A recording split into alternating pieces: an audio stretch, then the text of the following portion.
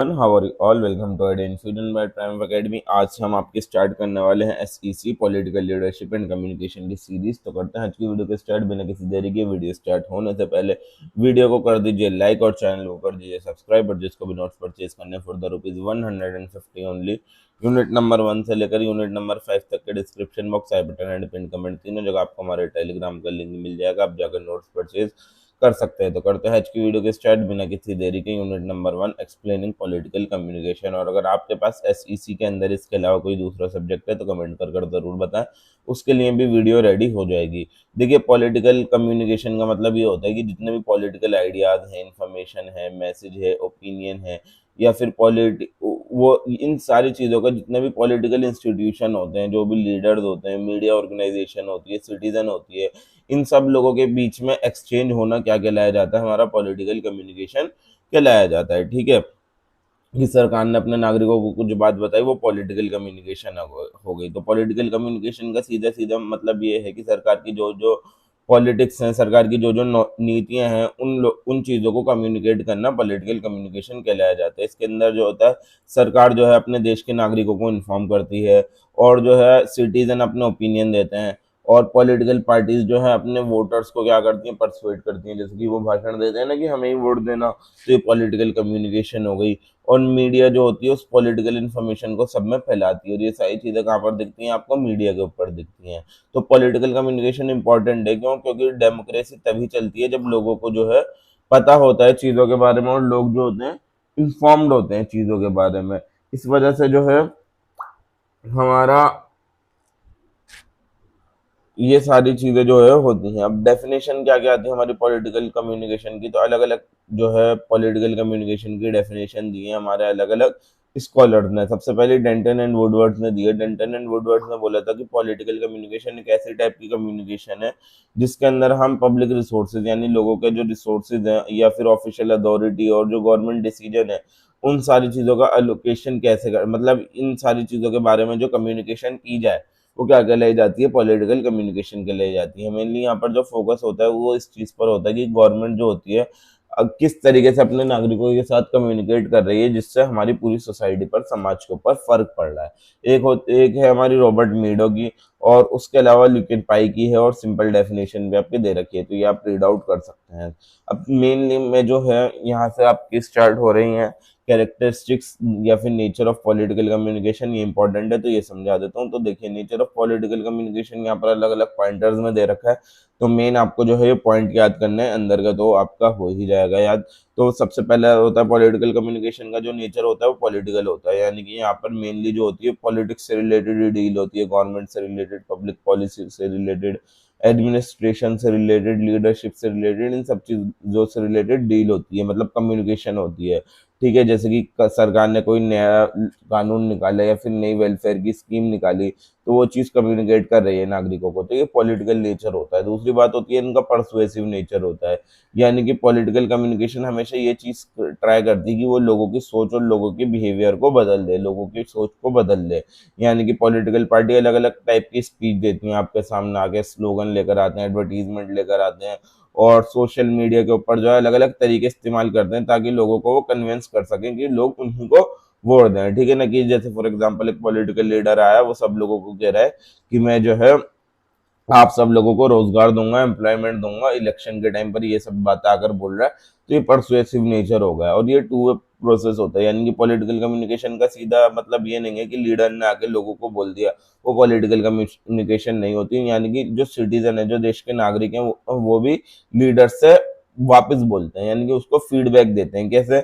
अगर लोगों को अच्छा लगेगा वो वोटिंग करेंगे, अगर बुरा लगेगा तो प्रोटेस्ट करेंगे, सर्वे करेंगे, सोशल मीडिया के ऊपर कमेंट करेंगे उनकी पोस्ट वगैरह के ऊपर, और पब्लिक मीटिंग भी होती है कई कई बार सरकार के जो जितने भी लोग होते हैं उन सब लोगों की, आम जनता के साथ। तो ये कम्युनिकेशन जो है दोनों डायरेक्शन में चलता है, सिंगल डायरेक्शन में नहीं होता। नेक्स्ट ये कंटिन्यूअस प्रोसेस होता है, यानी कि पॉलिटिकल कम्युनिकेशन रेगुलरली होती रहती है। सरकार जो है रेगुलरली कम्युनिकेट करती रहती है, प्रेस कॉन्फ्रेंस के थ्रू, पार्लियामेंट्री डिबेट्स के थ्रू, पब्लिक वेलफेयर एडवर्टीजमेंट के थ्रू, ऑफिशियल स्टेटमेंट के थ्रू। यानी कि ऐसा नहीं है कि इलेक्शन हो गए तो ये रुक गई, ये जो है रेगुलरली पॉलिटिकल कम्युनिकेशन चलती रहती है। उसके अलावा ये होती है डायनामिक और चेंजिंग, यानी कि पॉलिटिकल कम्युनिकेशन बदलती रहती है, जैसे टेक्नोलॉजी में चेंज आ रहा है, सोसाइटी में बदलाव आ रहा है, मीडिया में बदलाव आ रहा है, ग्लोबलाइजेशन हो गया हमारा, तो इस तरीके से हमारी पॉलिटिकल कम्युनिकेशन के अंदर भी बदलाव आया है। पहले जो कम्युनिकेशन होती थी वो न्यूज़पेपर के थ्रू या फिर रैलीज के थ्रू जो करी जाती थी, बट आज के टाइम में जो है सोशल मीडिया आ गया, अलग अलग डिजिटल कैंपेन आ गए जो हमारे पॉलिटिक्स को डोमिनेट कर रहा है।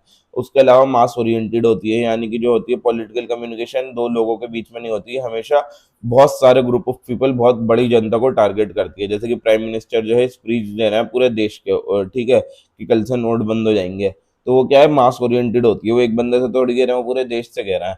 उसके अलावा स्ट्रेटेजिक होता है नेचर के अंदर, यानी कि पॉलिटिकल कम्युनिकेशन को जो है ना प्लान करके करा जाता है, ऐसा नहीं है कुछ भी आकर बोल दिया। पहले जो है पॉलिटिकल पार्टी पूरा डेटा एनालिसिस करेंगी, सर्वे रिपोर्ट बनाएंगी, मीडिया स्ट्रेटेजी का इस्तेमाल करेंगी, पब्लिक रिलेशन का एक्सपर्ट्स का इस्तेमाल करेंगी, फिर उसके बाद जाके जो है कुछ स्पीच वगैरह देती हैं, ताकि जो है वो लोगों के ओपिनियन को जो है बदल सकें। उसके अलावा इमोशनल और सिंबॉलिक होता है, यानी कि पॉलिटिकल पॉलिटिकल कम्युनिकेशन जो होती है वो हमेशा इमोशंस का या फिर सिंबल्स का इस्तेमाल करती है, ताकि वो लोगों को जो है इन्फ्लुएंस कर सके। जैसे कि पेट्रियोटिक स्लोगन्स का इस्तेमाल करेगी, देशभक्ति के जो है वो गीत वगैरह जो है अपने उनमें लगा देंगी, इमोशनल स्पीच देंगी कि मैं भी बचपन में ऐसा ही था, और नेशनल सिंबल का इस्तेमाल करेंगी, ताकि जो है लोगों से वो कनेक्ट कर पाए। अब स्कोप क्या क्या होता है पॉलिटिकल कम्युनिकेशन का, स्कोप का मतलब ये होता है कि कहाँ कहाँ पर जो है ये हमारी पॉलिटिकल कम्युनिकेशन ऑपरेट करती है। तो पॉलिटिकल कम्युनिकेशन का बहुत बड़ा स्कोप है, क्यों? क्योंकि पॉलिटिक्स जो है हमारी सोसाइटी के अंदर हर जगह के ऊपर फर्क डालती है। सबसे पहले आ गए इलेक्शन और इलेक्शन के कैंपेन, यानी कि पॉलिटिकल कम्युनिकेशन सबसे ज्यादा आपको इलेक्शन के टाइम पे ही दिखेगी। ठीक है, पॉलिटिकल पार्टी इलेक्शन के टाइम पे क्या क्या देती हैं, स्पीचेस देती हैं, जगह जगह पोस्टर लगाती हैं, टेलीविजन पर एडवर्टीजमेंट देती हैं, अपना सोशल मीडिया पे कैंपेन चलाती हैं, पॉलिटिकल रैली निकालती हैं, अपना मैनिफेस्टो देती हैं। तो इसकी इंपॉर्टेंस यही है, ये लोगों को इस चीज को समझने में मदद करता है कि क्या इशू हैं, और लोगों को, जनता को अवेयर करता है, और जो है वोटिंग डिसीजन के ऊपर भी ये फर्क डालता है। उसके अलावा गवर्नेंस एंड पब्लिक एडमिनिस्ट्रेशन आ गया, यानी गवर्नमेंट जो है अपनी जो भी नीति बनाती है, जो भी प्रोग्राम बनाती है, उसको सिटीजन को बनाना हो तब करती है। जैसे कि जब बजट को अनाउंस करना हो, या फिर वैक्सीनेशन की कैंपेन जब लगानी हो, या फिर पब्लिक वेलफेयर स्कीम जब निकालती है, तो तब ये चीजें चीजें की जाती हैं। तो एक अच्छी कम्युनिकेशन जो है सरकार के ऊपर लोगों का भरोसा बढ़ाती है। ठीक है, उसके अलावा पॉलिटिकल सोशलाइजेशन होती है, यानी कि पॉलिटिकल सोशलाइजेशन का मतलब यही होता है कि जो भी पॉलिटिकल वैल्यूज, बिलीफ्स और बिहेवियर्स हैं, उनको जो है सीखना जो है पॉलिटिकल सोशलाइजेशन कहलाया जाता है। यानी कि पॉलिटिकल कम्युनिकेशन जो है अपनी जनता को क्या सिखाती है, हमारी डेमोक्रेसी के बारे में, संविधान के बारे में, वोटिंग राइट्स के बारे में, और पॉलिटिकल पार्टिसिपेशन के बारे में हमारी जनता को सिखाती है। और पॉलिटिकल सोशलाइजेशन के एजेंट कौन कौन होते हैं? जैसे हमारी फैमिली हो गई, स्कूल हो गया, मीडिया हो गया, हमारे साथी हो गया, पॉलिटिकल पार्टीज हो गई। यहाँ से जो है हमें पॉलिटिक्स के बारे में सीखने को मिलता है। पब्लिक ओपिनियन फॉर्मेशन होता है, यानी पब्लिक ओपिनियन का मतलब ये होता है कि किसी भी पॉलिटिकल मैटर के ऊपर जनता का क्या नजरिया है, वो पब्लिक ओपिनियन कहलाया जाता है। तो पॉलिटिकल कम्युनिकेशन जो है उस पब्लिक ओपिनियन के ऊपर भी फर्क डालती है। न्यूज आ गई, वो ओपिनियन चेंज हो गया, डिबेट आ गई, चेंज हो गया, स्पीच दी, चेंज हो गया, सोशल मीडिया पर कुछ नई चीज डिस्कस होने लगी, चेंज हो गया। उसके अलावा इंटरनेशनल पॉलिटिक्स एंड डिप्लोमेसी भी होती है, यानी कि पॉलिटिकल कम्युनिकेशन जो होती है वो ऐसा नहीं है सिर्फ नेशनल लेवल पर चल रही है, वो इंटरनेशनल लेवल पर भी चलती है। यानी कंट्रीज जो है डिप्लोमेसी के थ्रू, इंटरनेशनल कॉन्फ्रेंस के थ्रू, या फिर यूनाइटेड नेशंस की जो मीटिंग होती हैं, और फॉरेन पॉलिसी की जो स्पीचेस होती हैं, उसके थ्रू जो है इंटरनेशनल लेवल पर भी जो है ये हमारी चलती है। उसके अलावा क्राइसिस मैनेजमेंट, यानी कि अगर इमरजेंसी का टाइम आता है तो सरकार तब भी जो है लोगों से पॉलिटिकल कम्युनिकेशन करती है, जैसे पेंडेमिक की अनाउंसमेंट करना, या फिर वॉर की अनाउंसमेंट करना, या फिर कुछ नेचुरल डिजास्टर की अनाउंसमेंट करना। तो अगर इफेक्टिव कम्युनिकेशन होगी ना, तो लोगों का सरकार के ऊपर भरोसा बढ़ा रहेगा। उसके अलावा पॉलिटिकल एजुकेशन होती है। पॉलिटिकल कम्युनिकेशन का मतलब यही होता है कि जनता को एजुकेट करना किस चीज के बारे में, कि उनके राइट क्या है, उनकी ड्यूटीज क्या है, सरकार ने क्या क्या कानून बनाकर रखे हैं, उनकी डेमोक्रेटिक वैल्यू क्या है।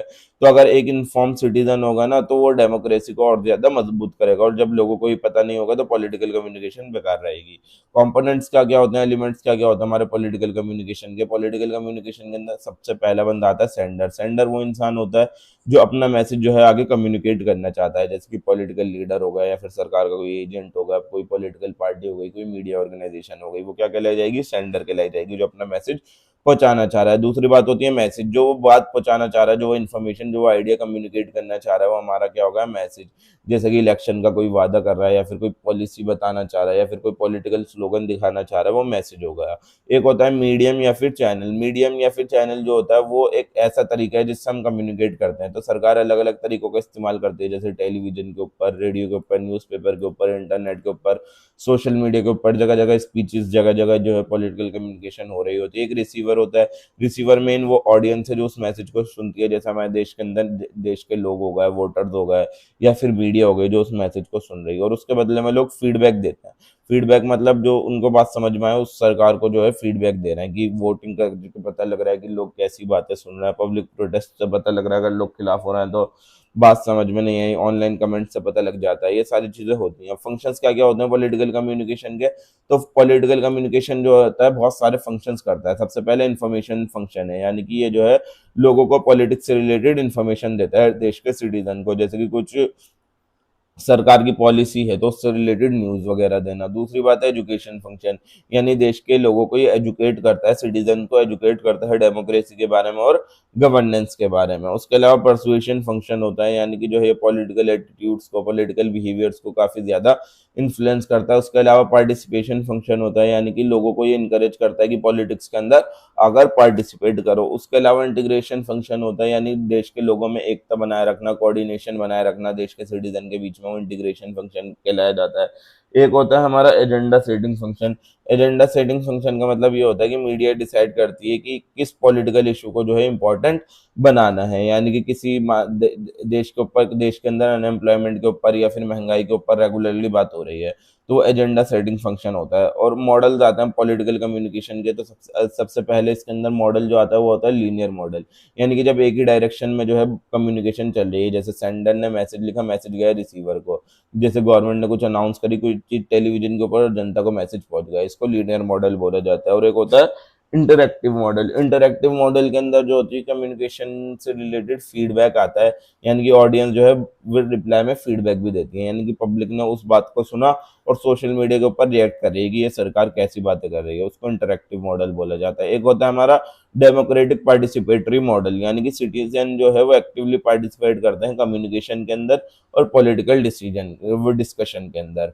अब आता है हमारा एवोल्यूशन क्या क्या हुआ है पॉलिटिकल कम्युनिकेशन का। तो सबसे पहले जो पुराना एरा चलता था, ट्रेडिशनल एरा चलता था, पुराने टाइम के अंदर जो है ना डायरेक्ट और लोकल कम्युनिकेशन की जाती थी, यानी कि पब्लिक गैदरिंग के अंदर, रिलीजियस मीटिंग के अंदर, या फिर ऐसे ही आगे सरकार ने कुछ बोल दिया, या फिर टाउन के किनारे के ऊपर जो है सब लोग आते थे, वहां पर जो है कम्युनिकेशन की जाती थी, और वो बहुत ज्यादा स्लो और बहुत ज्यादा लिमिटेड होती थी। फिर आया प्रिंट मीडिया का एरा, यानी कि प्रिंटिंग प्रेस जो है इन्वेंट हुई, फिर जो है पॉलिटिकल कम्युनिकेशन करने का तरीका बदला, फिर न्यूज़पेपर पैम्फलेट जो है बहुत ज्यादा इंपॉर्टेंट टूल बन गए। इसकी इंपॉर्टेंस यही रहेगी पॉलिटिकल अवेयरनेस फैलाने के लिए, नेशनलिज्म बढ़ाने के लिए, लिटरेसी बढ़ाने के लिए जो है ये सब चीजें आई। और न्यूज़पेपर जो होते थे उसने इंडिया की आज़ादी के टाइम पे बहुत बड़ा रोल निभाया है। उसके अलावा फिर रेडियो एरा आया है। रेडियो ने जो है लोगों को इस चीज़ को अलाउड करा कि जो है वो बहुत, मतलब लाखों करोड़ों लोग जो है रेडियो सुनने वाले बन गए, और जो है उससे बहुत सारे लोगों को फायदा हुआ कि कम्युनिकेशन भी फास्ट हो गई, रीच भी बहुत ज़्यादा बढ़ी थी, लाखों करोड़ों लोग सुन रहे थे और लोग इमोशनली कनेक्ट भी हो जाते थे। एग्जाम्पल क्या क्या आ गया कि नेशनल रेडियो जो है वो स्पीच दे रहा है वॉर के टाइम के ऊपर, वो सारी चीजें इसके अंदर आएंगी। अब टेलीविजन एरा आया, यानी कि टेलीविजन आ गया, अब लोगों को चीजें दिखने भी लगी, पहले बस सुन रहे थे रेडियो के थ्रू, तो इफेक्ट इसका ये पड़ा कि इंपॉर्टेंस बढ़ गई पर्सनैलिटी की, और लाइव पॉलिटिकल डिबेट्स चलने लगी हैं स्क्रीन के ऊपर, और जो है पब्लिक की एंगेजमेंट और ज्यादा बढ़ गई, और टेलीविजन जो है बहुत बड़ा इलेक्शन कैंपेन का टूल बन गया है। उसके अलावा digital and social media era है जो आज के टाइम में चल रहा है कि इंटरनेट ने पॉलिटिकल कम्युनिकेशन को चेंज कर दिया। आज के टाइम में पॉलिटिकल पार्टीज जो है WhatsApp, Facebook, Instagram, Twitter, YouTube, इन सारी चीज़ों का इस्तेमाल कर रहे हैं ताकि जो है वो अपना कम्युनिकेशन बहुत जल्दी कर सकें, और पब्लिक भी इंटरेक्टिव हो सके, पब्लिक भी पार्टिसिपेट कर सके, और पूरी दुनिया भर के अंदर रीच फैल जाए, ग्लोबल रीच बन जाए, और ऑनलाइन कैंपेन हो सके। अब ट्रांसफॉर्मेशन क्या हुआ है पॉलिटिकल कम्युनिकेशन का? ट्रांसफॉर्मेशन का मतलब क्या ये होता है कि बड़े बड़े क्या क्या बदलाव आए हैं। सबसे पहले तो ट्रेडिशनल से डिजिटल कैंपेन होने लगी। पहले के टाइम में जो है कैंपेनिंग जो की जाती थी, पोस्टर, पैम्फलेट, पब्लिक रैली, ये सब चीज़ें निकाली जाती थी। बट आज के टाइम में digital advertisement, live streaming, social media marketing के थ्रू जो है कैंपेनिंग की जाती है। दूसरी बात है, सोशल मीडिया पॉलिटिक्स बढ़ गई है आज के टाइम में, कि सोशल मीडिया जो है डायरेक्टली कम्युनिकेशन करता है लीडर और सिटीजन के बीच में। तो इसका फायदा यह है कि मैसेज बहुत जल्दी पहुंचता है, यूथ बहुत जल्दी पार्टिसिपेट करते हैं इसमें और बहुत बड़ी रीच है। नुकसान ये है कि फेक न्यूज़ भी बहुत जल्दी फैलती है, हेट स्पीच भी बहुत जल्दी फैलती है और ऑनलाइन मैनिपुलेशन भी बहुत ज़्यादा चलता है। और पॉलिटिकल कैंपेन का आज के टाइम में प्रोफेशनलाइजेशन हो गया है, यानी कि आज के टाइम में पॉलिटिकल पार्टी मीडिया एक्सपर्ट को हायर करती हैं, पीआर एजेंसी को हायर करती हैं, डेटा एनालिस्ट को हायर करती हैं, पॉलिटिकल स्ट्रेटेजिस्ट को हायर करती हैं, ताकि जो है वो इन सारी कैंपेन्स को जो है साइंटिफिकली संभाल सकें। और कॉमर्शियलाइजेशन हो गया है पॉलिटिक्स का, यानी कि जो पॉलिटिकल कम्युनिकेशन जो है आज के टाइम में बहुत ज़्यादा महंगी और मार्केट ओरिएंटेड हो गई है। यानी कि आज के टाइम में पॉलिटिकल पार्टी एडवर्टीजमेंट के ऊपर, डिजिटल कैंपेन्स के ऊपर, ब्रांडिंग के ऊपर बहुत ज़्यादा खर्चा करते हैं। और ग्लोबलाइजेशन हो गया पॉलिटिकल कम्युनिकेशन का, यानी कि आज के टाइम में जो भी पॉलिटिकल इवेंट हो रहा है वो दुनिया भर के अंदर सब जगह देखा जा रहा है। और इंटरनेशनल मीडिया भी जो है पब्लिक ओपिनियन के ऊपर जो है पूरी दुनिया भर के अंदर फर्क पड़ रहा है। तो इंपॉर्टेंस पॉलिटिकल कम्युनिकेशन की यही है कि पॉलिटिकल कम्युनिकेशन जरूरी है हमारे देश के अंदर डेमोक्रेसी को और ज़्यादा मजबूत करने के लिए, जनता को जागरूक करने के लिए और उनका पार्टिसिपेशन बढ़ाने के लिए और सरकार की जवाबदेही बढ़ाने के लिए और जो है गवर्नमेंट और सिटीजन को एक दूसरे से कनेक्ट करने के लिए और देश के अंदर पॉलिसी इंप्लीमेंट करने के लिए। और अगर कम्युनिकेशन नहीं होगी तो डेमोक्रेसी भी हमारी नहीं चलेगी। So that is all for today guys. Video पसंद आई हो तो वीडियो को लाइक करो, चैनल को सब्सक्राइब करो और बने रहो आइडिया इन्फ्यूजन के साथ। हम मिलते हैं नेक्स्ट वीडियो में यूनिट नंबर 2 के साथ बस कुछ ही देर में। और जिसको भी नोट्स परचेज करने हैं for the ₹150 only, description box, I button and pin comment, तीनों जगह आपको हमारे टेलीग्राम का लिंक मिल जाएगा। आप जाकर नोट्स परचेज कर सकते हैं। Thank you so much for watching. मिलते हैं नेक्स्ट वीडियो में नेक्स्ट टॉपिक के साथ। Hello everyone, how are you all? Welcome to IT Infusion by Triumph Academy. As you all know हमारी चल रही है SEC political leadership and communication की सीरीज। यूनिट नंबर 1 हम ऑलरेडी लास्ट वीडियो के अंदर कवर कर आ चुके हैं। आज के वीडियो के अंदर हम करने वाले हैं आपका यूनिट नंबर 2 एक्सप्लोरिंग लीडरशिप। तो करते हैं आज की वीडियो के स्टार्ट बिना किसी देरी के। वीडियो स्टार्ट होने से पहले वीडियो को कर दीजिए लाइक, चैनल को कर दीजिए सब्सक्राइब और जिसको भी नोट्स परचेज करने हैं for the ₹150 only, description box, I button and pin comment, तीनों जगह आपको टेलीग्राम का लिंक मिल जाएगा। यूनिट 1 से लेकर यूनिट 5 तक के नोट्स आप जाकर परचेज कर सकते हैं। सबसे पहले करते हैं स्टार्ट लीडरशिप से। लीडरशिप का यहाँ पर इंट्रोडक्शन दे रखा है कि लीडरशिप होता क्या है। तो सबसे पहले हम बेसिकली मीनिंग से स्टार्ट कर देते हैं। तो लीडरशिप का मतलब होता है ability to influence, guide, motivate and direct individual और group toward achieving common objective. यानी लीडरशिप एक इंसान की खासियत होती है, एबिलिटी होती है दूसरे लोगों या फिर दूसरे लोगों के ग्रुप को इन्फ्लुएंस करने की, उनको गाइड करने की और उनको मोटिवेट करने की। और क्यों करता है वो ऐसा? ताकि जो एक कॉमन ऑब्जेक्टिव है जिसके टुवर्ड सब लोग काम कर रहा है वो अचीव हो जाए। और लीडर एक वो इंसान होता है जो लोगों को डायरेक्शन देता है, बताता है कैसे चीजें करनी है और बड़े बड़े डिसीजन लेता है और दूसरे लोगों को इंस्पायर करता है और सबके बीच में कोऑर्डिनेशन बनाकर चलता है, यूनिटी बनाकर चलता है। तो लीडरशिप हर जगह होती है, भले से पॉलिटिक्स हो, बिजनेस हो, एजुकेशन हो, सोशल ऑर्गेनाइजेशन हो या रिलीजियस कोई सा भी इंस्टीट्यूशन हो, हर जगह क्या नाम है हमारे लीडरशिप होना जरूरी है। अब अलग अलग डेफिनेशन दे रखी है लीडरशिप की। सबसे पहले दे रखी है जॉर्ज टेरी द्वारा। उन्होंने बोला था कि लीडरशिप एक ऐसी एक्टिविटी है जिसके अंदर एक इंसान दूसरे लोगों को इन्फ्लुएंस करता है, ठीक है। और वो क्यों करता है? ताकि जो है उसका जो ग्रुप ऑब्जेक्टिव है, जो जिस ऑब्जेक्टिव के पीछे सब लोग काम कर रहे हैं, वो ऑब्जेक्टिव जो है अचीव हो पाए। कून्स एंड ओडोनेल ने भी दी थी। उन्होंने बोला था कि लीडरशिप एक ऐसी एबिलिटी है जिसके अंदर हम लोगों को इन्फ्लुएंस करते हैं ताकि गोल अचीव हो पाए। और सिंपल डेफिनेशन यहाँ पर एक और ऐड कर रखी है। तो लीडरशिप्स का आप लिख सकते हैं, leadership mean guiding and motivating people toward common goal, की एक कॉमन गोल की तरफ दूसरे लोगों को क्या नाम है गाइड करना और मोटिवेट करना। अब कैरेक्टरिस्टिक्स क्या होती हैं लीडरशिप की, खासियतें क्या होती हैं? एक इंसान जो लीडर होता है उसके अंदर खासियतें क्या क्या होती हैं? सबसे पहले उसका लॉन्ग टर्म में विजन होता है, यानी कि जो एक लीडर होता है ना उसके गोल्स क्लियर होते हैं, उसे पता होता है लाइफ में उसे क्या करना और उसके फ्यूचर प्लान्स भी क्लियर होते हैं कि हमें क्या चीजें कैसे लेकर चलनी है। दूसरी चीज होती है कम्युनिकेशन स्किल, यानी बातचीत करने का तरीका। यानी कि जो एक लीडर है उसको जो है कम्युनिकेशन करना आना चाहिए इफेक्टिवली, दूसरों से बात करनी आनी चाहिए ठीक ढंग से, इफेक्टिवली तरीके से दूसरे लोगों से बात करनी आनी चाहिए। तीसरी चीज होनी चाहिए उसके अंदर कॉन्फिडेंस। कॉन्फिडेंस अगर होगा तो लोगों का उसके ऊपर भरोसा बढ़ेगा, ठीक है ना। लोग जो है उसके ऊपर विश्वास करेंगे कि जो है कि यार ये कितना कॉन्फिडेंट आदमी है, तो सारी चीजें इतनी बढ़िया तरीके से करता है, तो कॉन्फिडेंस होना बहुत जरूरी है।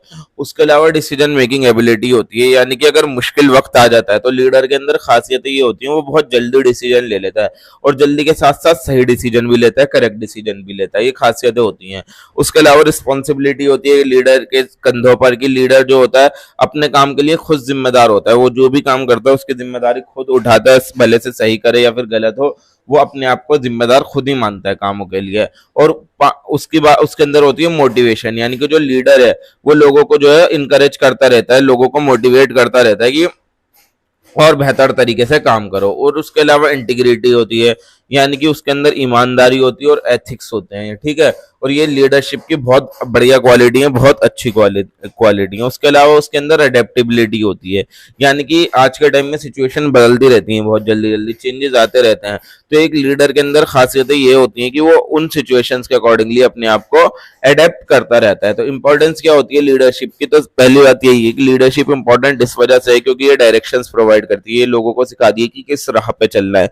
और दूसरी बात है डिसिप्लिन मेंटेन करके रखती है। और तीसरी बात यह है टीम वर्क को बढ़ावा देती है, लोग मिलजुल कर काम करें इस चीज को बढ़ावा देती है। और अगर कोई कॉन्फ्लिक्ट्स होता है लोगों के बीच में, तो उस कॉन्फ्लिक्ट को सॉल्व करना भी एक लीडर का काम होता है, लोगों को मोटिवेट करना एक लीडर का काम होता है ताकि गोल अचीव हो पाए और पूरी ऑर्गेनाइजेशन हमारी सक्सेसफुल हो पाए, ये एक लीडरशिप की जिम्मेदारी होती है। अब थीम क्या आती है हमारी लीडरशिप की, थीम के अंदर अब सबसे पहले क्या क्या आता है कि एक लीडर के पास पावर होती है और अथॉरिटी होती है, यानी कि लीडरशिप के अंदर जो होता है आपके पास पावर मिलती है, मगर पावर के साथ साथ आपको जिम्मेदारी भी मिलती है कि आप उस पावर का सही इस्तेमाल करो। उसके अलावा पार्टिसिपेशन होता है, यानी कि आज के टाइम की जो मॉडर्न लीडरशिप है वो और दूसरे लोगों को इनकरेज करती है, ठीक है, कि आप भी आओ और इन्वॉल्व हो हमारे साथ और जो है हमारे साथ मिलकर काम करो। उसके अलावा एथिक्स एंड मोरालिटी होते हैं, कि यानी कि लीडरशिप जो होती है हमेशा ईमानदारी को और हमेशा जस्टिस को जो है प्रमोट करती है, ऑनेस्टी और जस्टिस को हमेशा हमारी ये चीज प्रमोट करती है। उसके अलावा हमारे इनोवेशन होते हैं और चेंज होते हैं, यानी कि जो एक लीडर होता है वो हमारे समाज के अंदर बदलाव लाता है, रिफॉर्म लाता है और हमारे समाज को एक बेहतर जगह बनाता है। उसके अलावा अकाउंटेबिलिटी होती है, यानी कि लीडर ने जो भी डिसीजन लिया वो उसके लिए खुद ही जिम्मेदार होता है कि वो लोगों को उसके उस डिसीजन के जो रिजल्ट है उससे खुद जवाब दे, ठीक है। तो ये उसकी सारी जिम्मेदारी होती है। अब थ्योरीज क्या क्या आती हैं लीडरशिप की, सबसे पहले आती है हमारी ट्रेड थ्योरी। तो ये जो थ्योरी है वो ये कहती है कि लीडर जो होते हैं वो अपनी क्वालिटीज के साथ पैदा हुए होते हैं, यानी कि लीडरशिप बनते नहीं है, लीडर जो है बनते नहीं हो, जब पैदा होते हैं ना तभी उनके अंदर ये खासियतें होती हैं। और वो क्या क्या खासियतें होती हैं कि वो बचपन से जब से पैदा होते हैं इंटेलिजेंट होते हैं, उनके अंदर बहुत ज्यादा कॉन्फिडेंस होता है, उनके अंदर बहुत ज्यादा करेज होता है, उनके अंदर बहुत ज्यादा बहादुरी होती है। उसके अलावा उनके अंदर ईमानदारी होती है, उनके अंदर एक करिश्मा होता है कि लोग जो होते हैं उनकी तरफ अट्रैक्ट होते हैं। बट क्रिटिसिज्म इसके ये निकले थे कि लीडरशिप जो है एक इंसान के अंदर हो सकता है वो अपनी जिंदगी भर के अंदर सीखे, हो सकता है जब वो पैदा हो उसके अंदर ये सारी चीजें ना हो, बट टाइम टू टाइम वो चीजें उसके अंदर डेवलप होती जाए। उसके अलावा अब हमारी आती है बिहेवियरल थ्योरी। बिहेवियरल थ्योरी कहती है कि वो ये जो है एक्शन के ऊपर फोकस करती है रादर देन पर्सनैलिटी के ऊपर फोकस ना करके किसके ऊपर फोकस करती है, एक्शंस के ऊपर। ये बोलती है कि जो लीडरशिप है वो डिपेंड होती है कि एक इंसान का बिहेवियर क्या है और वो किस तरीके से अपने आप को मैनेज करके रखता है, वो ये बोलती है हमारी बिहेवियर थ्योरी। उसके अलावा हमारी एक सिचुएशनल थ्योरी होती है। सिचुएशनल थ्योरी ये बोलती है कि कोई सा भी सिंगल लीडरशिप स्टाइल ऐसा नहीं है जो हर सिचुएशन के लिए बेस्ट रहे, ठीक है ना। और हर सिचुएशन के लिए अलग अलग जो है लीडरशिप के स्टाइल चाहिए होते हैं, और जैसे जैसे सर्कमस्टेंसेज होते जाएं, जैसे जैसे सिचुएशन होती जाए, एक इंसान को अपने आप को उस सिचुएशन के अकॉर्डिंगली ढालना बहुत ज्यादा जरूरी है। और फिर आती है हमारी ट्रांसफॉर्मेशनल लीडरशिप। ट्रांसफॉर्मेशनल लीडरशिप ये बोलती है कि एक जो लीडर होता है, ट्रांसफॉर्मेशनल लीडर जो होता है, वो अपने समाज के अंदर भलाई लाना चाहता है, सोसाइटी के अंदर बदलाव लाना चाहता है। उसकी खासियत ये होती है वो लंबे टर्म के लिए सोचता है, उसकी विजनरी थिंकिंग होती है, वो समाज के अंदर नई नई चीजें लाता है, इनोवेशन लाता है और साथ साथ लोगों को मोटिवेट भी करता है। उसके अलावा ट्रांजेक्शनल लीडरशिप होती है, रिवॉर्ड और पनिशमेंट के ऊपर बेस्ड होती है कि अगर अच्छा काम करोगे तो लोगों को रिवॉर्ड दो, अगर बुरा काम कर रहे हैं तो उनको पनिशमेंट दो, ठीक है। अब डेमोक्रेटिक लीडरशिप होती है। डेमोक्रेटिक लीडरशिप के अंदर जो होता है फॉलोवर जो होते हैं वो डिसीजन मेकिंग के अंदर पार्टिसिपेट करते हैं, ठीक है।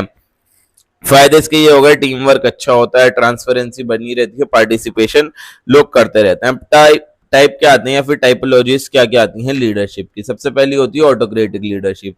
ऑटोक्रेटिक लीडरशिप के अंदर जो होता है, लीडर जो होता है वो डिसीजन मेकिंग को पूरा खुद ही लेता है, यानी कि सारी जिम्मेदारियां वो खुद लेता है, सारे काम वो खुद करता है, सारी चीजें खुद करता है, वो बोला जाता है ऑटोक्रेटिक लीडरशिप। फायदा इसके ये है कि जब वो एक इंसान अकेला डिसीजन ले रहा है तो डिसीजन बहुत जल्दी लिए जाएंगे और वो डिसिप्लिन के अंदर सारी चीजों को चलाएगा। नुकसान ये है कि यहाँ पर लोगों का पार्टिसिपेशन नहीं होता। जो ऑटोक्रेटिक लीडर होता है वही सारे काम खुद करता है और अथॉरिटेरियनिज्म हो सकता है यहाँ पर, यानी कि वो सिर्फ हो सकता है अपनी अपनी मर्जी करे और किसी की सुने ही ना। उसके अलावा डेमोक्रेटिक लीडरशिप होती है।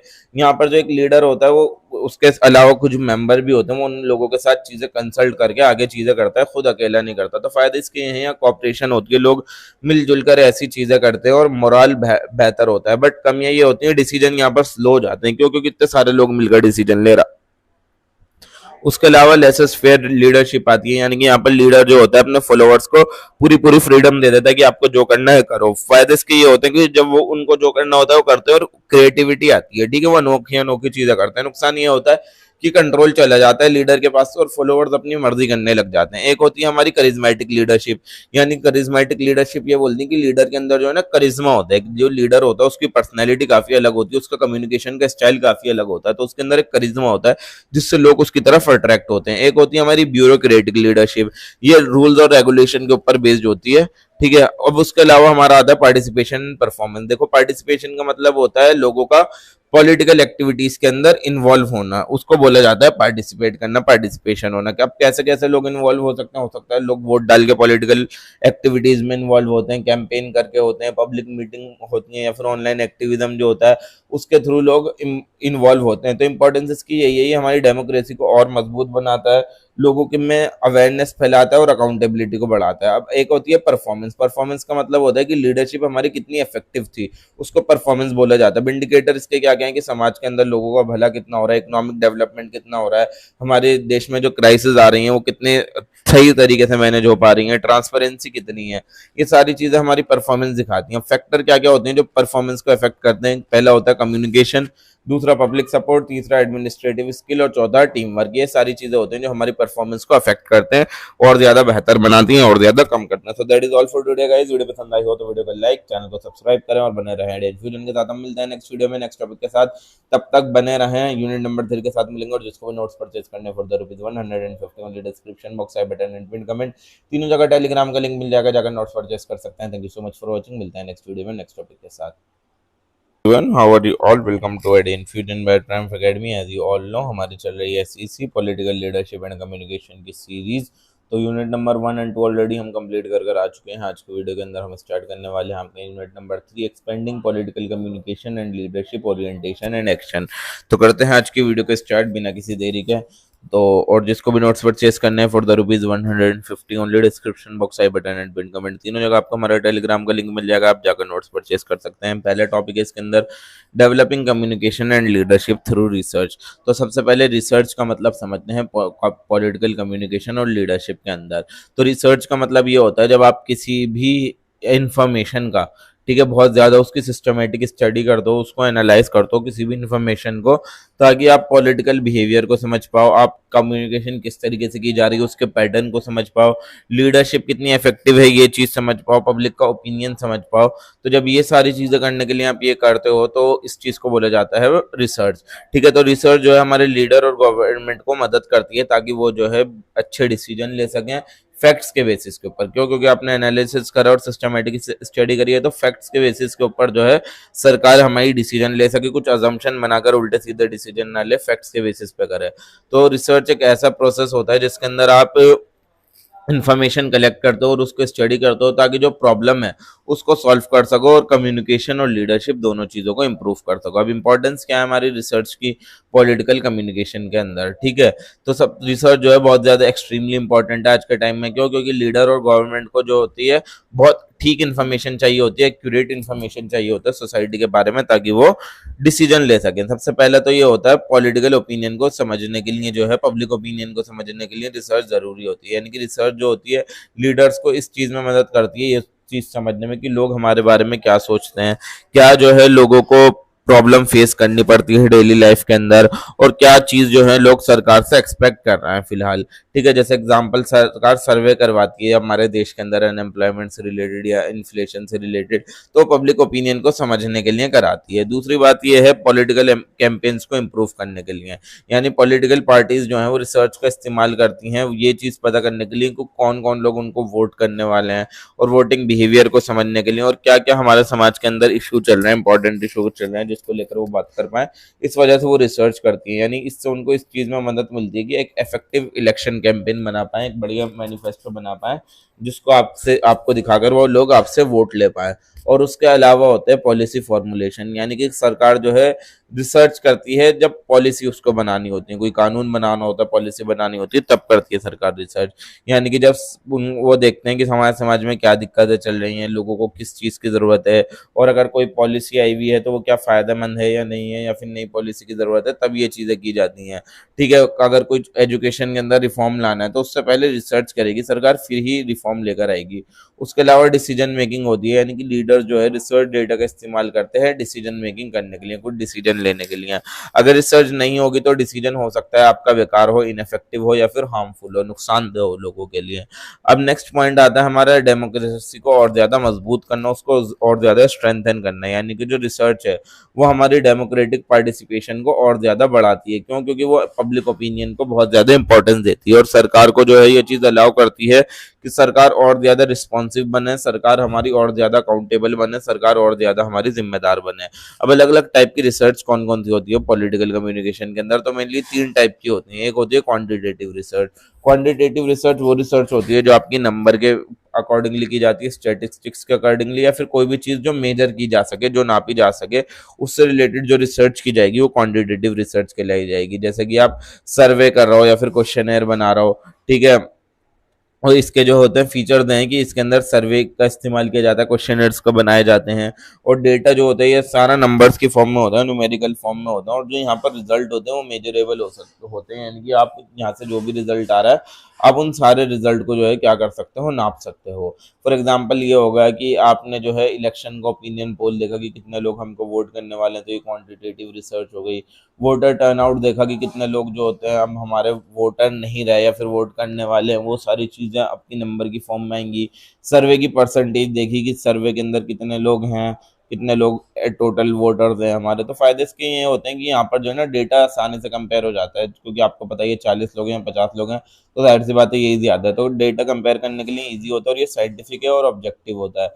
और यहाँ पर अगर आपको कुछ प्रिडिक्शन करनी होगी हम इलेक्शन जीतेंगे या नहीं जीतेंगे, तो उसके लिए ये चीज़ काम आती है। नुकसान ये होते हैं कि यहाँ पर सिर्फ नंबर से चीज़ों से रिलेटेड बात की जा रही है, इमोशन और पर्सनल एक्सपीरियंस जैसी क्वालिटेटिव चीज़ों की बात नहीं की जा रही। अब आती है हमारी क्वालिटेटिव रिसर्च। क्वालिटेटिव रिसर्च जो होती है वो ओपिनियंस के ऊपर फोकस करती है, इमोशंस के ऊपर फोकस करती है, एक्सपीरियंस के ऊपर फोकस करती है, एटीट्यूड के ऊपर फोकस करती है, यानी ये क्वालिटीज़ के ऊपर फोकस करती है, क्वांटिटी के ऊपर, नंबर्स के ऊपर नहीं करती।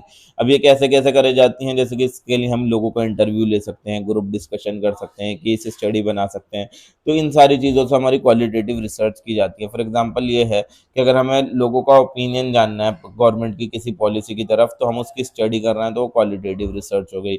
या फिर वोटर के इमोशंस को समझना है तो वो भी क्वालिटेटिव रिसर्च हो गई। फ़ायदा ये है कि हमें यहाँ से डिटेल अंडरस्टैंडिंग मिल जाती है कि डिटेल में लोग चाहते हैं क्या है, वो उसकी अच्छी जानकारी मिल जाती है, और सोशल बिहेवियर हमें समझने में मिलती है कि लोग सोचते क्या हैं, चीज़ें कैसे चल रही हैं, कैसे नहीं चल रही। नुकसान ये है कि साइंटिफिकली इसको मेजर करना मुश्किल है, किसी को इमोशन को नापना जो है बहुत ज़्यादा मुश्किल होता है।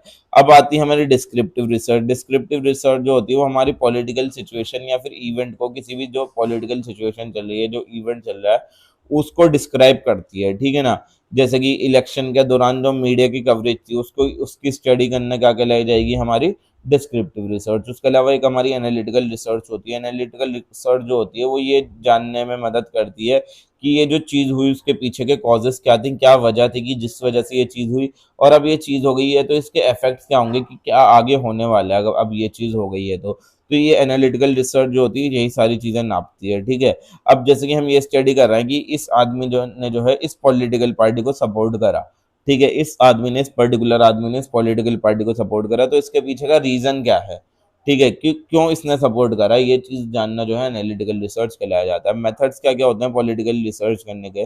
तो पॉलिटिकल कम्युनिकेशन रिसर्च करने के अलग अलग तरीके होते हैं, जिसके अंदर सबसे पहले आता है सर्वे करना। सर्वे के अंदर जो होता है हम लोगों से जो है इन्फॉर्मेशन लेते हैं। कैसे लेते हैं कि उनको क्वेश्चनर देते हैं, उनसे सवाल पूछते हैं और वो जवाब दे देते हैं हमें, तो हमें उनके बारे में जानकारी मिल जाती है। तो इसका इस्तेमाल कहाँ होता है? जब हमें लोगों का ओपिनियन जानना हो तब हम सर्वे का इस्तेमाल करते हैं, या फिर जब हमें वोटर का बिहेवियर समझना हो तब सर्वे का इस्तेमाल किया जाता है। दूसरी चीज़ होती है इंटरव्यू, यानी कि यहाँ पर जो रिसर्चर है वो डायरेक्टली लोगों से जाकर सवाल पूछता है, उसको इंटरव्यू बोला जाता है। फ़ायदे इसके ये हैं कि यहाँ पर जब आप खुद सवाल पूछोगे तो डिटेल में पूछोगे और वो सामने वाला भी आपको डिटेल में ही जवाब देगा, और आपको सामने वाले की इमोशंस और तरीके से अच्छे से समझ में आ जाएंगे। उसके अलावा हमारा ऑब्जर्वेशन मेथड होता है, यानी कि यहाँ पर जो रिसर्चर होता है वो किसी भी पर्टिकुलर पॉलिटिकल इवेंट को या फिर पब्लिक बिहेवियर को ऑब्जर्व करता है कि यहाँ चीज़ें चल कैसे रही हैं। जैसे कि अगर कोई इलेक्शन कैंपेन हो रही है तो कोई इंसान जाकर उसको ऑब्जर्व कर रहा है, उसको ऑब्जर्वेशन मेथड बोला जाता है। उसके अलावा कंटेंट एनालिसिस होता है, यानी कि पॉलिटिकल स्पीचेस की स्टडी करना, मीडिया रिपोर्ट की स्टडी करना, या फिर सोशल मीडिया पे जो कंटेंट डाला जा रहा है उसकी स्टडी करना कंटेंट एनालिसिस कहलाया जाता है। जैसे कि जब इसका मेन पर्पज़ ये होता है कि अगर हमें कोई पॉलिटिकल मैसेज समझना हो तो हम कंटेंट एनालिसिस करते हैं, या फिर अगर हमें प्रोपागेंडा है या फिर बायस तो नहीं है ये चीज़ आइडेंटिफाई करनी हो इस कंटेंट के अंदर, तो हम कंटेंट एनालिसिस करा जाता है। उसके अलावा केस स्टडी मेथड होता है, यानी कि यहाँ पर डिटेल स्टडी की जाती है किसी खास पॉलिटिकल इवेंट की या फिर किसी खास लीडर की। यानी कि हम अगर किसी इलेक्शन कैंपेन की स्टडी कर रहे हैं किसी खास स्टेट के अंदर, तो उस पर्टिकुलर स्टेट की जो है केस स्टडी मेथड बोला जाएगा। अब रोल क्या होता है रिसर्च का लीडरशिप डेवलपमेंट के अंदर? तो रिसर्च जो होती है हमारी लीडरशिप क्वालिटीज को और ज्यादा जो है मजबूत बनाती है। कैसे? सबसे पहले हमें पता लगता है इसके अंदर से लीडरशिप के अंदर प्रॉब्लम्स क्या है। रिसर्च हमें ये इस चीज में मदद करती है कि हमारे लीडरशिप सिस्टम के अंदर कमजोरियां क्या क्या हैं, वीकनेस क्या क्या है, ये जानने में मदद करती है।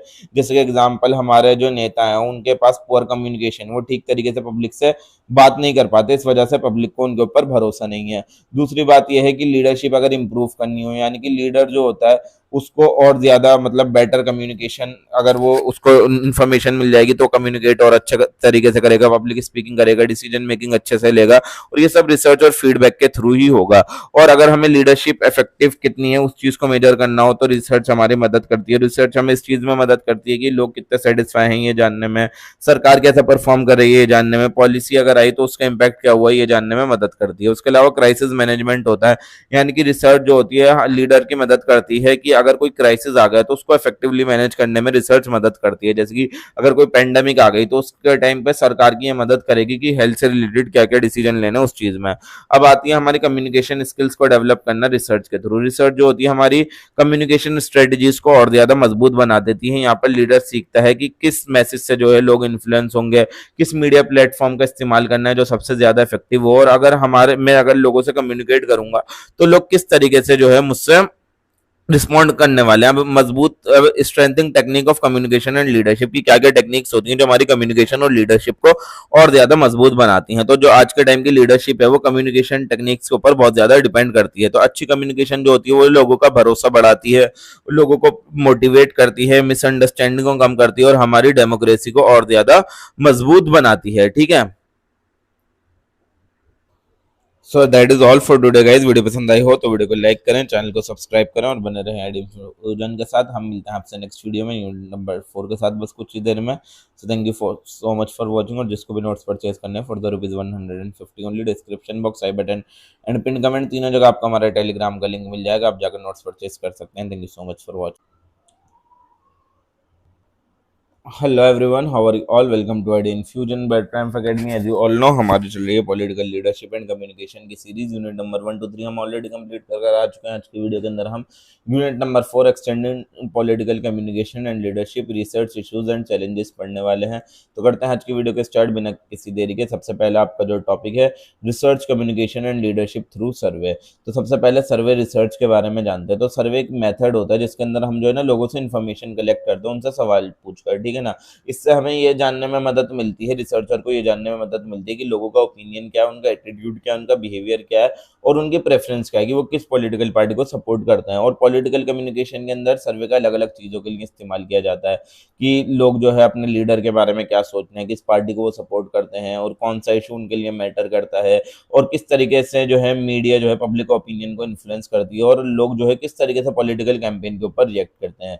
तो सर्वे जो है सबसे ज़्यादा कॉमनली यूज होने वाला टूल है रिसर्च के अंदर, क्योंकि ये जो है हमारी मदद करता है इन्फॉर्मेशन को गैदर करने के लिए। यानी कि बहुत सारे लोग हैं इस दुनिया के अंदर और उन लोगों से शॉर्ट टाइम के अंदर अगर हमें इन्फॉर्मेशन चाहिए तो हम सर्वे के थ्रू ला सकते हैं। तो फीचर्स क्या क्या होते हैं, सर्वे रिसर्च की खासियतें क्या क्या होती हैं। सबसे पहले यहाँ पर हम जो है पब्लिक ओपिनियन जो है कलेक्ट करते हैं, यानी कि सर्वे जो है हमारी हेल्प करता है लोगों के थॉट्स, लोगों की फीलिंग्स को समझने में, ठीक है। सिटीजन क्या सोचते हैं, पॉलिटिकल लीडरशिप के बारे में क्या सोचते हैं। और दूसरी बात है ये साइंटिफिक मेथड होता है, यानी रिसर्चर जो होता है वो क्वेश्चंस बनाता है, ठीक है। वो बहुत ध्यान से क्वेश्चन बनाता है और डेटा को भी बहुत ध्यान से कलेक्ट करता है। तीसरी बात ये है लार्ज सैंपल साइज होता है, यानी कि यहाँ पर जो सर्वे किया जाता है वहाँ पर बहुत सारे लोगों का किया जाता है और जो कि सब लोग क्या हैं अलग अलग बैकग्राउंड से होते हैं। चौथा है यहाँ पर डेटा एनालिसिस किया जाता है, यानी कि जो भी इन्फॉर्मेशन यहाँ पर कलेक्ट की जाती है उसको एनालाइज किया जाता है, उसमें से पैटर्न ढूंढे जाते हैं, उनमें से ट्रेंड समझे जाते हैं। और ये जो है हमारे इलेक्शन के लिए बहुत ज़्यादा यूजफुल है, यानी कि जो पॉलिटिकल पार्टीज हैं और मीडिया ऑर्गेनाइजेशन है वो इन सर्वे का इस्तेमाल करती हैं इलेक्शन के रिजल्ट को प्रिडिक्ट करने के लिए और वोटर के बिहेवियर को समझने के लिए। अब सबसे पहले आता है हमारा ओपिनियन पोल। तो ओपिनियन पोल एक ऐसा सर्वे होता है जिसको कंडक्ट किया जाता है लोगों के व्यूज जानने के लिए और लोगों के प्रेफरेंस जानने के लिए कि लोग जो है पॉलिटिकल इशू के बारे में या लीडर के बारे में या इलेक्शन के बारे में क्या सोचना। और ये जो चीज़ की जाती है वोटिंग से पहले की जाती है, ठीक है। यहाँ पर जो होता है हमें बहुत सारे सवालों का जवाब मिलता है, यानी कि यहाँ पर हमें ये पता लगता है कि कौन सी पार्टी जीतने वाली है वो भी पता लग सकता है, कौन सा लीडर ज़्यादा पॉपुलर है और कौन से जो है वोटर किसको ज़्यादा वोट करने वाले हैं और किस तरीके से जो है लोग सरकार की नीतियों पर रिएक्ट कर रहे हैं। तो ओपिनियन पोल जो होता है वो मेनली जो होता है हमारे इलेक्शन से पहले होता है। ऑब्जेक्टिव क्या होता है हमारा ओपिनियन पोल का कि लोगों का हमें मूड अगर समझना हो तो इस वजह से ओपिनियन पोल किया जाता है। इलेक्शन का ट्रेंड समझना हो, प्रेडिक्ट करना हो कि क्या रिजल्ट होने वाला, ओपिनियन पोल किया जाएगा। वोटर की प्रेफरेंस समझनी हो कि लोग किसको वोट करने वाले, ओपिनियन पोल किया जाएगा। अगर किसी नेता की पॉपुलैरिटी जाननी हो तो ओपिनियन पोल किया जाता है और पब्लिक इश्यूज के ऊपर को अगर आइडेंटिफाई करना हो तो ओपिनियन पोल किया जाता है। टाइप के अलग अलग टाइप के ओपिनियन पोल होते हैं। एक होता है हमारा प्री इलेक्शन पोल। प्री इलेक्शन पोल वो होता है जो हमारे इलेक्शन से पहले कराया जाता है ताकि जो है हम पॉसिबल रिजल्ट निकाल पाए कि कौन जीतने वाला है। एक होता है हमारा पोस्ट पोल सर्वे, यानी कि ये जो है वोटिंग के बाद कराया जाता है ताकि हम वोटर का बिहेवियर समझ पाएं। और तीसरा होता है हमारा इशू बेस्ड पोल, यानी कि ये जो है किसी खास इशू के ऊपर फोकस होता है, यानी कि हम लोगों से पूछना है अनएम्प्लॉयमेंट के बारे में, करप्शन के बारे में, एजुकेशन के बारे में, किसी भी परेशानी के बारे में हम यहाँ पर पूछते हैं। तो प्रोसेस क्या होता है ओपिनियन पोल कराने का, सबसे पहले आप सैंपल चूज करोगे, यानी खास ग्रुप ऑफ पीपल चूज करोगे पॉपुलेशन में से, हर किसी के पास नहीं जाओगे, ग्रुप ऑफ पीपल के पास जाओगे आप, ठीक है। तो स्टेप 2 होगा फिर सवाल बनाओगे, यानी कि आप क्वेश्चंस बनाओगे उनके अकॉर्डिंगली, ठीक है, जो सिंपल सवाल होंगे और काफी न्यूट्रल लैंग्वेज के सवाल बनाओगे, काफी ज्यादा कॉम्प्लेक्स सवाल नहीं बनाओगे। तीसरी बात है उन लोगों से रिस्पॉन्स कलेक्ट करोगे और ये जो रिस्पॉन्स कलेक्ट किए जाएंगे आप इंटरव्यू लेकर भी कर सकते हो, फोन कॉल से भी कर सकते हो, ऑनलाइन फॉर्म भेज के, सोशल मीडिया के थ्रू अलग अलग जगह से किया जाता है।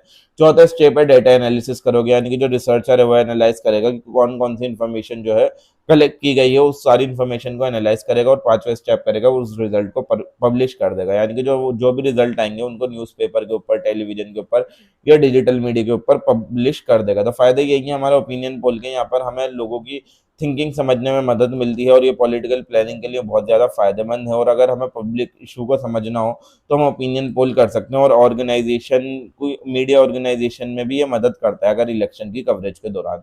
कमियां हमारी ओपिनियन पोल की यही है कि हो सकता है गलत प्रिडिक्शन निकल जाए, कभी कभी जो रिजल्ट आते हैं वो एक्चुअल आउटकम से हमारे नहीं मैच करते हैं। दूसरा कभी बात है बायस सैम्पलिंग हो सकती है, अगर हमने सैंपल सही से सिलेक्ट नहीं करा तो रिजल्ट भी गलत आएगा।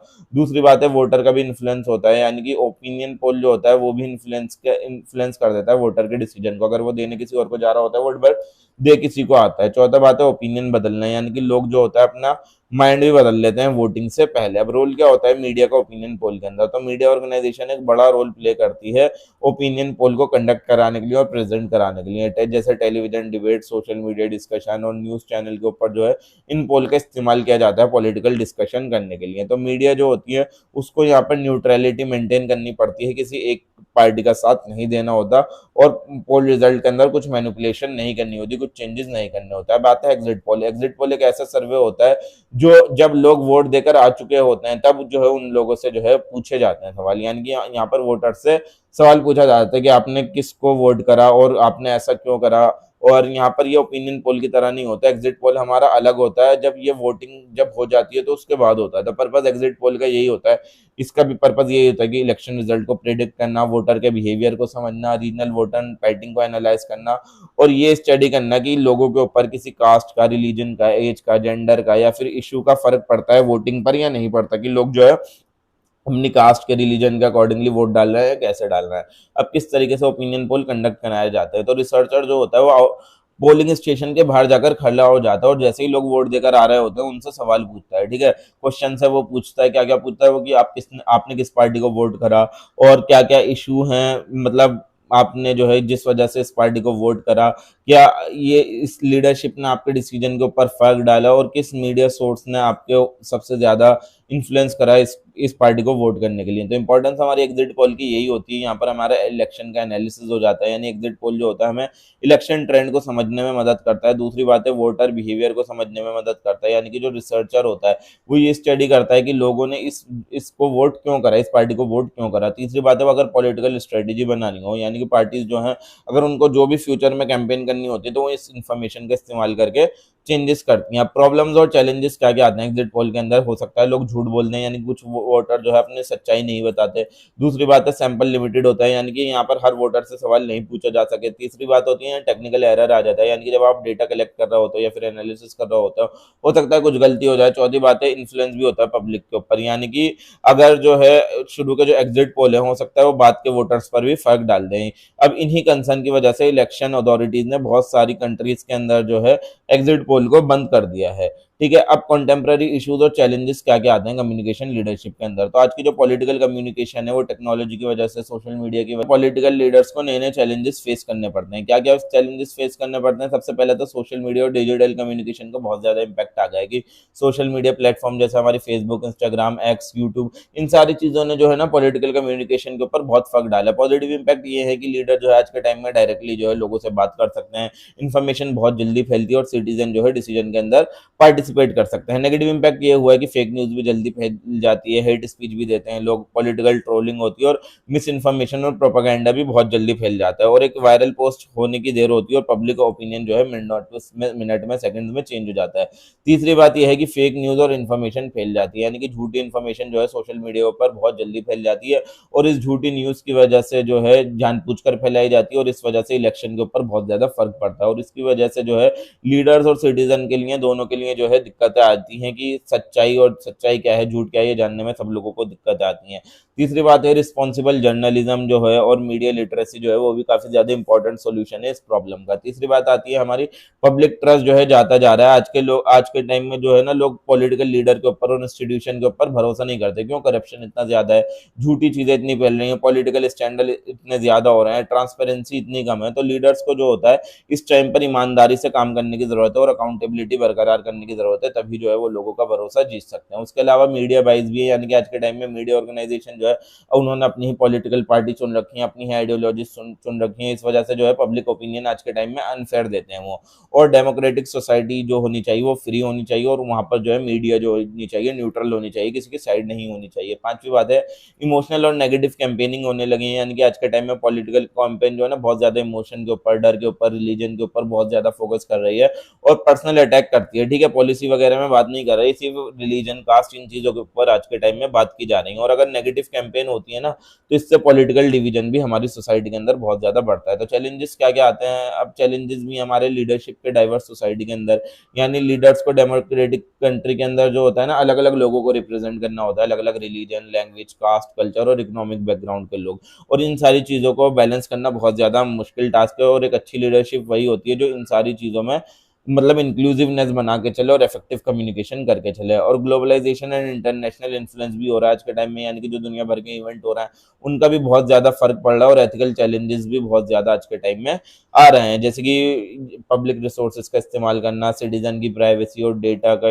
इलेक्शन में इस्तेमाल होना और ऑनेस्ट कम्युनिकेशन, ये सारे चैलेंजेस भी हैं। So that is all for today guys. Video पसंद आई हो तो वीडियो को लाइक करें, चैनल को सब्सक्राइब करें और बने रहें एड इन्फ्यूजन के साथ। हम मिलते हैं आपसे नेक्स्ट वीडियो में फाइनल यूनिट में कुछ ही देर में। So thank you so much for watching, बने रहें एड इन्फ्यूजन के साथ। और जिसको भी नोट्स परचेज करने हैं for the ₹150 only, description box, I button and pin comment, तीनों जगह आपको हमारे टेलीग्राम का लिंक मिल जाएगा, आप जाकर नोट्स परचेज कर सकते हैं। Thank you so much for watching. Hello everyone, how are you all? Welcome to ID Infinite by Triumph Academy. As you all know, हमारी चल रही है SEC political leadership and communication की सीरीज। हम unit 1 to 4 already complete कर आ चुके हैं। आज की वीडियो के अंदर हम फाइनल यूनिट नंबर 5 आपका executing political communication and leadership empirical and professional implication करने वाले हैं। स्टार्ट तो करते हैं आज की वीडियो के स्टार्ट बिना किसी देरी के। वीडियो स्टार्ट होने से पहले वीडियो को कर दीजिए लाइक, चैनल को कर दीजिए सब्सक्राइब, और जिसको भी नोट्स परचेज करने हैं for the ₹150 only, description box, I button and pin comment, तीनों जगह आपको हमारे टेलीग्राम का लिंक मिल जाएगा, आप जाकर नोट्स परचेज कर सकते हैं। Thank you so much for watching. करते हैं आज की वीडियो को स्टार्ट बिना किसी देरी के। सबसे पहले हमारा टॉपिक आता है psephology as an art and vocation. तो सेफोलॉजी क्या होती है? सेफोलॉजी एक साइंटिफिक स्टडी होती है इलेक्शन की, वोटिंग पैटर्न की और पॉलिटिकल बिहेवियर की। और ये जो वर्ड आया है ये ग्रीक वर्ड से आया है, जिसका मतलब जो वर्ड है सेफोस, उसका मतलब होता है पेबल। जो छोटे छोटे पत्थर होते हैं ना, पुराने टाइम में उन पेबल से जो है वोटिंग की जाती थी। तो एक इंसान जो उस इलेक्शन की स्टडी करता है और वोटिंग बिहेवियर की स्टडी करता है, उस इंसान को हम क्या बोलते हैं? सेफोलॉजिस्ट बोलते हैं। तो नेचर क्या होता है सेफोलॉजी का? तो सेफोलॉजी के अंदर जो है ना बहुत सारे हमारे सब्जेक्ट कंबाइन होते हैं, जैसे political science, statistics, sociology, psychology, data analysis, media study. यानी कि यहाँ पर इस चीज की स्टडी की जाती है कि लोगों ने इस पर्टिकुलर वे के अंदर वोट क्यों किया और किस तरीके से जो है इलेक्शन का सोशल, इकोनॉमिक और पॉलिटिकल फैक्टर्स से जो है हमारे इलेक्शन के ऊपर, देश के इलेक्शन के ऊपर फर्क पड़ता है। स्कोप क्या क्या होता है सेफोलॉजी का? सेफोलॉजी के अंदर क्या क्या चीजों की स्टडी की जाती है? इलेक्शन कैंपेन्स की, वोटिंग बिहेवियर्स की, पब्लिक ओपिनियन की, पॉलिटिकल कम्युनिकेशन की, लीडरशिप की, पॉपुलैरिटी की, ओपिनियन पोल की, एग्जिट पोल की, मीडिया के इन्फ्लुएंस की, मीडिया का क्या इन्फ्लुएंस होता है इलेक्शन के ऊपर, इन सारी चीजों की स्टडी की जाती है। तो सेफोलॉजी एक आर्ट कैसे है? तो सेफोलॉजी एक आर्ट इस वजह से है क्योंकि यहाँ पर जो है ना हम इलेक्शंस को प्रिडिक्ट करा जाता है, ठीक है ना। यहाँ पर ह्यूमन बिहेवियर को समझा जाता है, उनके इमोशंस को समझा जाता है और पॉलिटिकल ट्रेंड्स को समझा जाता है। जो सेफोलॉजिस्ट होता है ना, वो पब्लिक के मूड को समझता है, डेटा को केयरफुली इंटरप्रेट करता है और सोशल और पॉलिटिकल सिचुएशन को अच्छे से एनालाइज करता है और रीजन के अलग अलग रीजन के अंदर क्या क्या डिफरेंस है उन डिफरेंसेस की स्टडी करता है। तो इलेक्शन एनालिसिस जो होता है वो सिर्फ नंबर के बेसिस के ऊपर नहीं होता, तो प्रैक्टिकल अंडरस्टैंडिंग भी होती है, एक्सपीरियंस भी होता है, इस वजह से इसको आर्ट कंसीडर किया जाता है। और साइकोलॉजी हमारी साइंस भी है, यानी कि एक साइंटिफिक फील्ड भी है। क्यों? क्योंकि यहाँ पर सर्वे भी होते हैं, स्टैटिस्टिकल मेथड का भी इस्तेमाल किया जाता है, डेटा को भी इंटरप्रेट किया जाता है, सैम्पलिंग टेक्निक का इस्तेमाल किया जाता है, रिसर्च मेथडोलॉजी का इस्तेमाल किया जाता है। तो जो रिसर्चर होता है वो डेटा को कलेक्ट करता है और उसको एनालाइज करता है और उसके अकॉर्डिंगली प्रिडिक्शन करता है और उसके अकॉर्डिंगली ही कंक्लूजन निकालता है। तो ये सारी चीजें करता है। तो इंपॉर्टेंस क्या है हमारे सेफोलॉजी की? सबसे पहले तो ये हमें डेमोक्रेसी समझने में मदद मिलती है, यानी कि हमें ये चीज समझने में मदद मिलती है कि डेमोक्रेसी काम कैसे करती है। दूसरी बात ये है हमें वोटिंग बिहेवियर समझने में मदद मिलती है, यानी कि रिसर्चर जो है उसको ये जानने में मदद मिलती है कि लोगों ने इस खास पार्टी को या फिर इस खास लीडर को वोट क्यों करा। तीसरी बात यह है इलेक्शन को प्रेडिक्ट करते हैं, यानी कि मीडिया ऑर्गेनाइजेशन जो है वो सेफोलॉजी का इस्तेमाल करती है इलेक्शन के दौरान